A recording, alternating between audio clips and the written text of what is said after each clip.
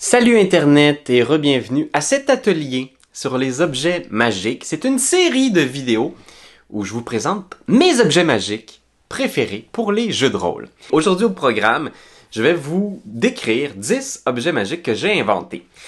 Souvent inspirés de concepts que j'ai trouvés dans des livres ou qui sont spontanément émergés de création de jeux de rôle. Parfois tu joues à un jeu, tu as une idée, tu la lances, tu la décris, puis finalement, tu restes pogné avec un objet magique brisé pour le reste de ta campagne.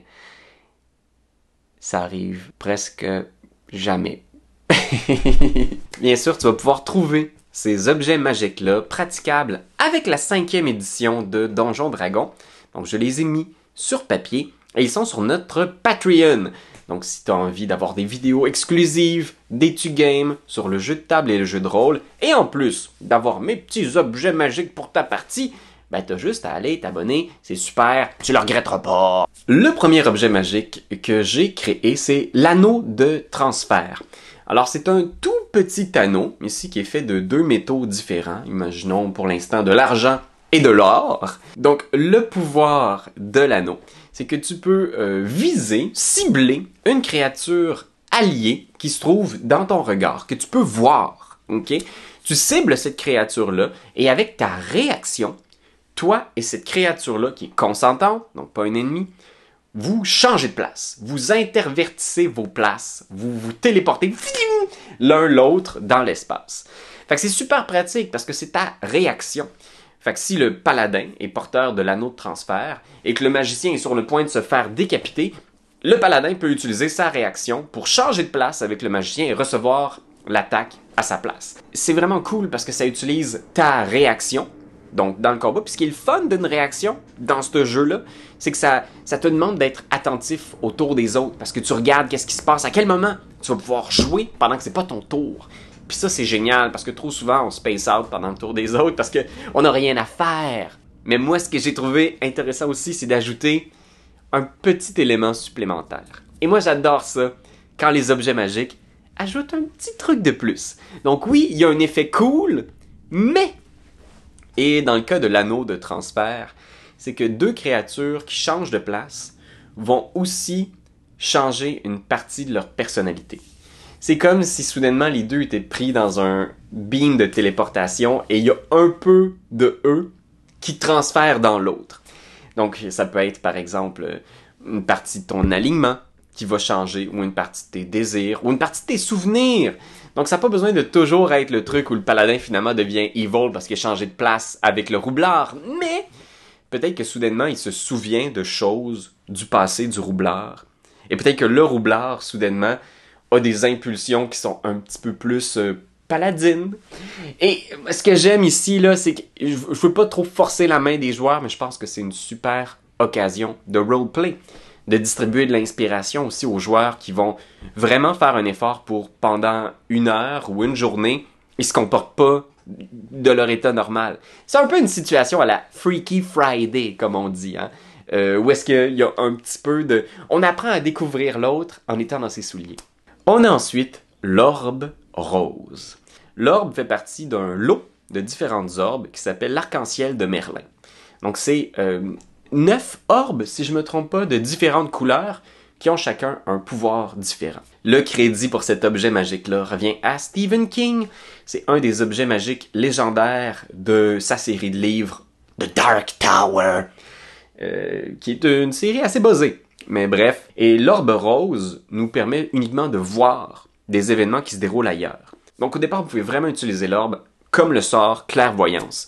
Donc viser avec l'orbe des créatures, des lieux pour voir ce qui s'y passe. Mais plus vous utilisez l'orbe, c'est un objet maudit, il faut le dire, plus vous utilisez l'orbe, plus l'orbe va vous amener à uniquement voir des scènes de violence, de jalousie. Va vous amener à voir le pire chez les gens que vous voyez. Donc ces moments-là vont peut-être être tirés du passé de ces créatures-là, et ça, vous n'en serez pas informé. Donc vous n'êtes plus en train de voir le moment qui se déroule là, à l'instant. Et graduellement, l'orbe va continuer donc à déformer la réalité et à vous montrer des choses qui sont peut-être même inventées. Va vous présenter vos amis qui parlent de vous dans votre dos, va vous présenter la personne que vous aimez qui vous insulte. Éventuellement, vous devrez faire un jet de volonté pour vous extirper de ces visions-là, parce que vous ne serez plus capable de faire autre chose que de regarder l'orbe et les terribles malheurs qu'il vous présente. Et à ce moment-là, vous allez oublier de boire, vous allez oublier de manger, il va falloir que vos amis vous tirent de force hors d'une pièce avec l'orbe. Et au final, c'est la seule chose qui va occuper votre esprit. Toujours retourner voir l'orbe et ce qui s'y déroule. Fait que j'aime beaucoup dans cet objet magique-là l'idée de jouer avec la vérité, jouer avec la narration. Présenter des souvenirs ou des images, des scènes à votre joueur, c'est vraiment là la clé d'un bon objet maudit. Là. Il faut qu'il soit vraiment très cool pendant un bout. Fait qu'il faut que l'orbe soit pratique, puis que ce soit comme « Oh mon Dieu, on a découvert la cachette des cultistes grâce à l'orbe! C'est le meilleur objet magique qu'on a jamais eu de notre vie. » Et que graduellement, l'orbe présente des choses, peut-être même quand votre joueur le demande pas. Soudainement, il y a une image qui apparaît dedans, c'est comme « Qu'est-ce que... Oh mon Dieu! Je vois des trucs! » Vous comprenez? C'est là le piège d'un bon objet maudit. Et je trouve que l'orbe répond absolument à ces critères-là. Ah boy! Ça, c'est un objet magique. On me demande souvent les stats de cet objet magique-là. Avertissement, c'est un objet qui va briser votre campagne. Il s'agit des balles Pokémon. Appelons ça les globes de capture magique. Alors, il faut se replonger dans notre première campagne avec les appendices. Et c'était la folie Pokémon Go. Tout le monde jouait à Pokémon Go cet été-là. Et sur un coup de tête, j'ai inventé un objet magique qui a été trouvé par le personnage de Dave, qui était littéralement des balles Pokémon. Il avait dans le dos un sac à dos magique avec 3 sphères de métal. Il pouvait lancer une de ces sphères-là sur quelqu'un. Donc il fallait d'abord qu'il touche sa cible, mais ensuite la cible devait faire un jet de sauvegarde de volonté pour ne pas être enfermée à l'intérieur de la sphère. La créature capturée à l'intérieur de la sphère disparaissait et elle n'avait plus le droit de jet de sauvegarde, elle était vraiment juste prisonnière de la balle. Et tu peux relancer la balle ensuite pour libérer le captif ou la captive. Et à ce moment-là, la créature ne va pas nécessairement combattre pour toi, mais si tu captures des créatures monstrueuses comme un oursibou, ben oui, possiblement alors que tu as vraiment un Pokémon dans ta poche. Oui, c'est awesome. Oui, ça offre tout un lot de possibilités stratégiques, un peu comme bannissement, pour faire disparaître une créature du champ de bataille. Mais ici, là, la grosse twist, c'est qu'il n'y a pas de jet de sauvegarde, contrairement à bannissement. Une fois que t'es dans la balle, t'es dans la balle. Alors, j'ai réfléchi beaucoup pour trouver quelque chose qui fait que mécaniquement, la balle va peut-être avoir un usage qui est moins game-breaking. Fait que j'ai fait quelques propositions sur le document qui se trouve sur le Patreon. Vous pouvez tout à fait l'utiliser de façon chaotique, briser votre partie. Les joueurs vont juste enfermer des dragons dedans, pas de problème. Ou vous pouvez respecter les quelques lois que j'ai écrites, qui vont réduire un petit peu l'efficacité de la balle. Donc vous allez pouvoir capturer uniquement des gens qui n'auront plus beaucoup de points de vie, un peu comme le sort sommeil. Fait que voilà, ça installe quelques petites limites sur la balle. Vous l'utiliserez à vos risques et périls, ok? Vous l'avez demandé, vous l'avez. Le prochain objet magique, c'est une... Moi, ce que j'aime aussi des objets magiques, c'est que ça peut nous amener dans un monde à part. Et si vous voulez donner une saveur unique à votre monde que vous allez créer, il n'y a rien de mieux que de se trouver une twist sur la magie ou sur un objet magique. Et dans mon monde de Gregenroth, la campagne qu'on roule présentement sur la chaîne, c'est l'entomomagie. Donc c'est une magie inspirée du monde des insectes. L'idée, c'est que dans le monde de Gregenroth, il y a eu beaucoup de recherches sur l'état du vivant. Et les anciens qui ont fondé un peu le monde de Gregenroth et qui ont disparu maintenant, faisaient beaucoup dans ce qu'on appelle la biochimie, bio-ingénierie. C'est beaucoup inspiré de l'œuvre de Jeff Vandermeer, entre autres Born. Donc c'est un lot d'insectes qui vous procurent des pouvoirs extraordinaires si vous les laissez habiter votre corps. Donc par exemple, vous pouvez ingérer un insecte qui va vous permettre de respirer sous l'eau. Il y a des libellules qui vont permettre de faire un peu comme le sort main du mage.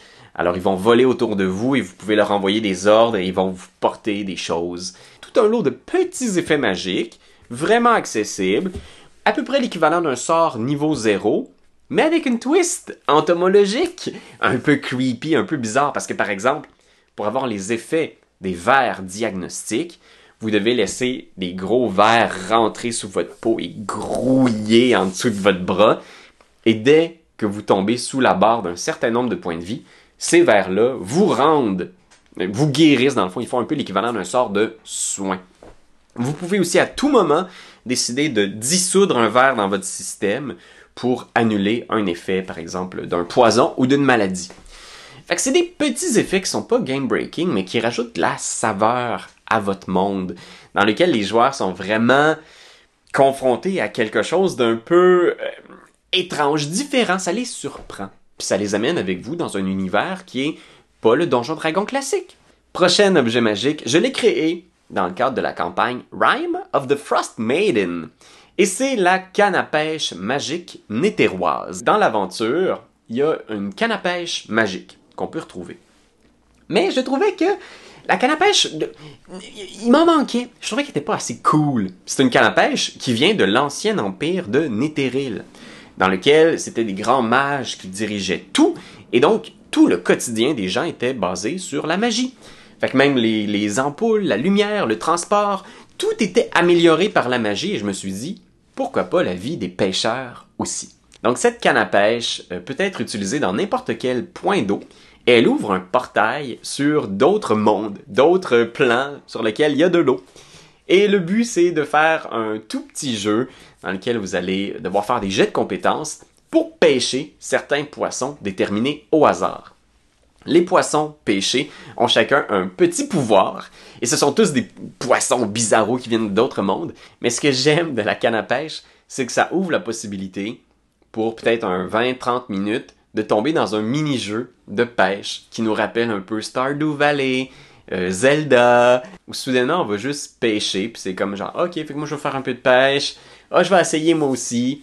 Ça peut être parfait en début de session, s'il y a un joueur qui est en retard, puis je pourrais-tu pêcher pour le fun? Je vais pêcher pendant 1 heure. Moi j'aime beaucoup cet objet magique-là parce que je trouve qu'il est différent, il est un peu chaotique, à l'image un peu du Deck of Many Things, par exemple, avec ces tables sur lesquelles vous allez rouler pour découvrir un effet spécial. Mais en même temps, c'est pas aussi game-breaking. C'est des petits effets qui vous donnent des avantages, des soins, des petites conditions positives, mais rien de trop traumatisant. Ça, c'est le genre d'objet magique que j'aime beaucoup, beaucoup. Il y en a énormément dans Pathfinder, puis dans 5e édition aussi. C'est des objets magiques qui vous offrent un package de pouvoirs. Par exemple, la cape de foudre. Fait que c'est un peu une adaptation que j'ai fait d'un objet magique de Pathfinder pour la 5e édition, je l'ai adapté. C'est une cape qui a été créée par un magicien spécialisé dans la foudre, les tempêtes et le tonnerre. La cape de foudre de base vous donne résistance aux dégâts électriques. Fait que c'est toujours pratique une petite résistance si vous combattez un dragon bleu, par exemple. Mais en plus, cette cape-là va vraiment vous connecter avec les tempêtes, avec le tonnerre, avec les typhons. Et ça va vous donner un dé supplémentaire à tous vos dégâts de sorts reliés à la foudre. Alors si vous êtes un sorcier et que vous avez éclair, ben vous allez pouvoir ajouter un D6 à l'ensemble de vos dés d'électricité de dommages roulés. Si vous êtes un druide et que vous faites appel de la foudre, eh bien à ce moment-là, vous ajouterez aussi un dé de dégâts quand vous lancez un sort d'éclair. Si vous acceptez que dans un rayon autour de vous, ce soit une température de tempête, ça vous donne un pouvoir sur la météo d'une région, ce qui est quand même chouette, fait que c'est un objet magique relativement puissant. Mais en plus, ce qui est vraiment, vraiment cool là-dedans, c'est qu'il y a un petit... On l'oublie pas, cet objet magique-là. Il y a trop d'objets magiques qu'on est comme « Ah, j'ai ça, je m'en souvenais même plus ».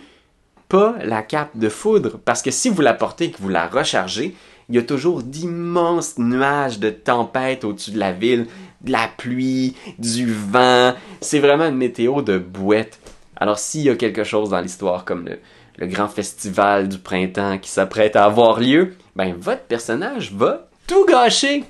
Et on n'oubliera pas la cape, ce qui est, à mon avis, awesome. Un autre objet magique signature de nos campagnes, qui est apparu, je crois, dans notre campagne Waterdeep Dragon Heist, c'est les petites sauces de Gratis. Gratis était un artificier spécialisé en alchimie, et il avait sur lui un grand sac rempli de potions. Imaginez un caisson là, avec une centaine de potions toutes numérotées dans un système vraiment complexe. On a trouvé une charte avec 100 potions en ligne. Des potions vraiment très chaotiques qui vont de tu perds tous tes points de vie, tu reviens au maximum de tes points de vie. Tu vas te sentir complètement buzzé pendant 2 des 6 jours. Tu dois réussir un jet d'arcana pour trouver la potion que tu veux utiliser. Fait que tu as la liste, puis tu peux faire « Je veux utiliser la potion qui me guérit ». Vas-tu la trouver? Si tu rates ton jet d'arcana, la potion est consommée, mais c'est un effet aléatoire qui est déterminé en roulant un dé 100. Donc, ce qui est intéressant ici, c'est la prise de risque de cet objet magique-là. Donc oui, ça peut être un effet incroyablement fort que tu recherches, mais il est possible que si tu es malchanceux, tu te retrouves avec un effet indésirable. C'est très niaiseux, c'est très « es-tu game » comme objet magique? Mais il y a plusieurs personnes qui m'ont demandé de pouvoir l'utiliser. J'avais fait une version aussi un petit peu plus réduite dans le magazine Déjà Mort. Vous allez pouvoir trouver les informations pour acquérir le dit magazine dans la description. Ah! Finalement, les 2 derniers objets magiques que je veux vous présenter, c'est des objets magiques qui ont été créés dans le concept d'un ensemble, d'une panoplie. Vous comprenez? C'est comme 2 ou 3 objets magiques qui sont tous awesome, chacun de leur côté, mais celui qui parvient à les rassembler les 3 débloque des pouvoirs divins! C'est un concept qui est présent dans plusieurs jeux vidéo, donc d'avoir un ensemble d'objets magiques qui vont être plus que la somme de leurs parties. Et le premier que j'ai créé récemment, c'est les vestiges des ombres. C'est 3 objets magiques qui portent en eux la puissance du dieu ancien de l'entropie. Donc l'idée, c'est qu'il y a le masque des ombres, il y a l'anneau de non-lieu, et il y a aussi la cape sombre. Fait que ces 3 items-là, en soi, sont tous assez cool. Donc il y a l'anneau qui permet de faire des dégâts nécrotiques, il y a la cape qui permet de faire apparaître des ombres ou de ramener à la vie des morts en forme de wraith. Mais la personne qui va être capable de les assembler les 3 et de les porter va pouvoir avoir en lui la force divine de l'entropie et devenir littéralement l'avatar d'un dieu. Oui, je sais que c'est un trope qui est quand même assez utilisé dans la plupart des campagnes médiévales fantastiques. Des items à trouver, ils sont cachés. Quand on les a trouvés, ben on gagne la campagne. Ou si notre adversaire parvient à les trouver avant nous, ben on est foutu, on doit affronter une créature incroyablement puissante. Mais ça fonctionne. Et moi, ce que j'aime de ça, c'est que si un joueur tombe sur un de ces items-là, et que c'est un item qui porte des pouvoirs maléfiques, il y a toujours l'idée de « Est-ce que j'utilise ces pouvoirs-là? J'ai un anneau qui peut faire 6d8 dégâts nécrotiques, c'est comme insane, c'est sûr que je veux le porter! » Mais en même temps, est-ce que c'est pas là aussi une occasion de le corrompre? Et quand on se retrouve dans le combat final, est-ce que le fameux dieu de l'entropie va peut-être pas essayer d'utiliser les pouvoirs de l'anneau pour gagner, si on veut, les services du personnage. Puis le mensonge aussi de ces objets magiques-là maudits qui te promettent le pouvoir, mais qui vont te trahir dès qu'ils auront fini avec toi, dès qu'ils n'auront plus besoin de toi. Fait que, oui, j'adore ça, puis c'est un parfait piège dans lequel vos joueurs vont tomber assurément. Un autre objet ici, le dernier objet, parce que c'est celui qui m'a fait le plus triper récemment, c'est une série de 6 objets. Ce sont les 6 tambours gremlins. C'est inspiré librement d'un objet magique de Pathfinder, qui s'appelle aussi les tambours en peau de gremlin. Et je l'ai changé récemment, je l'ai adapté un petit peu parce que mes joueurs, quand ils sont tombés sur cet objet-là, ils se sont mis à essayer de comprendre un peu c'était quoi l'origine de l'objet, ils ont fait quelques jets de connaissances, puis spontanément ça a émergé, l'objet est devenu plus grand que ce qui était censé être. Les légendes disent que ces 6 tambours-là ont été faits dans la peau de grands rois gremlins. Chacun des tambours est un objet maudit en soi. Donc, par exemple, le premier tambour qui a été trouvé, c'est un tambour qui fait 1 des 6 dégâts à chaque fois que quelqu'un tombe au sol. Donc, c'est un tambour qui porte malheur. Si tu tombes, tu reçois du dégât. L'idée, c'est qu'il y a un autre tambour qui va porter malheur. Il y a un tambour qui va empêcher certains sorts de soins d'avoir effet. Donc, si tu portes les tambours, tu dois vivre avec toutes les conséquences de ces affaires-là. Et tes ennemis aussi, toutes les créatures autour des tambours sont atteints par la malchance de ces tambours-là. Mais la légende dit que celui ou celle qui parviendra à rassembler les 6 tambours pourra, s'il souhaite, faire un grand concert de tam-tam et d'invoquer la reine des gremlins qui va, dit-on, exaucer un de ses souhaits. Fait que mes joueurs, à cause de cette légende-là, on s'entend, le mot-clé ici, c'est légende. C'est-tu vrai? C'est-tu pas vrai? On le sait pas. Moi-même, je le sais pas. Mais tout de suite, ça a piqué leur curiosité et ils se sont mis à faire des recherches pour essayer de retrouver les 6 tambours gremlins. Et c'est ça que je trouve génial de Donjon Dragon, c'est que c'est un objet magique donné un peu au hasard. Et finalement, mes joueurs ont vraiment saisi cette opportunité-là pour se lancer dans une nouvelle quête! C'est devenu la quête principale de leur aventure, c'est la seule chose qui les intéresse. Fait que c'est hilarant, puis ça permet de faire une espèce de petite side quest rigolote. Puis aussi c'est un puzzle pour les joueurs. Ces tambours-là portent malheur. Si on les a, on a un désavantage, mais nos ennemis aussi. Qu'est-ce qu'on fait avec? On les garde, on les entrepose. Mais on les entrepose où? Si on les entrepose dans une ville, est-ce qu'on va revenir et la ville va être passée au feu à cause que ces tambours-là portent malheur? Et comme tous les objets magiques que j'ai décrits ici, tu vas pouvoir les trouver dans le document sur notre Patreon, ainsi qu'un lot de vidéos exclusives, comme notre aventure La tombe de l'annihilation, qui a été roulée en ligne avec mes amis, puis c'est juste sur Patreon que tu peux voir ça. J'espère qu'on a appris certaines choses dans cette présentation-là de mes objets magiques, parce que je pense que on commence à le comprendre, un bon objet magique, c'est quelque chose qui va faire plus que juste un effet mécanique. Il faut qu'il y ait de l'histoire, il faut qu'il y ait de la saveur, il faut qu'il y ait quelque chose de mythique autour. Et ça se transcrit pas nécessairement toujours par des règles. Le dernier vidéo de cette série-là, ça va être un peu une tentative d'intellectualiser tous ces apprentissages-là et de trouver certains points clés, quelque chose qui relie tous ces objets magiques-là ensemble pour finalement peut-être en créer de nouveaux ou donner un petit peu plus de saveur aux objets magiques déjà existants, mais qui manquent un petit peu de oomph. Fait que voilà, merci d'avoir été là. N'hésitez pas à vous abonner puis à mettre en commentaire c'est quoi le meilleur objet magique que vous avez créé pour votre campagne.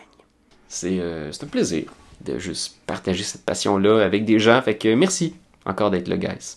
Puis on se retrouve dans une autre vidéo.